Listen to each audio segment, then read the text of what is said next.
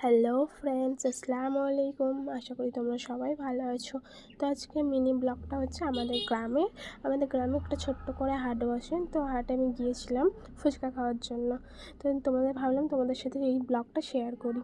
তো দেখো, মিনি ব্লগে আমি আমার কিছু ফেভারিট খাবার শেয়ার করব। যেমন ফুচকা, তোমাদের কার কার ভালো লাগে আমাকে এসএমএস করো। তো আমি ফার্স্টে গিয়ে ফুচকা খেলাম। ফুচকা খাওয়ার পরে আমার প্রচণ্ড পরিমাণে ঘুগনি খেতে ভালো লাগে, তো আমি আর ভাই মিলে ঘুগনিও নিয়ে নিলাম।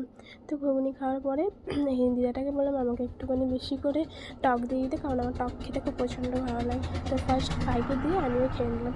তো চাল পরে দেখলাম সাজগোজ করে কিছু আমার ভালো লাগছিল না, তাই জিজ্ঞাসা করলাম ক্লিপটা 20 টাকা বললো বলে আমি নিলাম না। তো তারপরে দেখলাম আরও অনেক কিছু আছে। তোমরা চাইলে আসতে পারো, যারা যারা আমার কাছে পিঠে কেউ যদি ভিডিও দেখে থাকো তো আমাদের গ্রামে আসতে পারো। এই হাটে অনেক কিছু পাওয়া যায়। তো দেখতেই পাচ্ছ জামা কাপড় সবই বসেছে এখানে।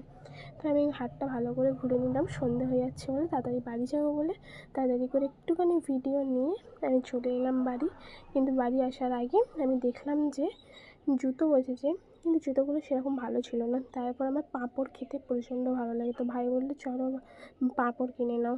তো আমি তাই জন্য পাঁপড় কিনে নিলাম। এখান থেকে পাঁপড় নিয়ে দু রকমের পাঁপড় দিতে বললাম, তো দিয়ে দিয়েছে। ফাইনালি আমি আমার বাড়ি চলে যাবো। চলো টাটা, পরের ব্লগে দেখা হচ্ছে।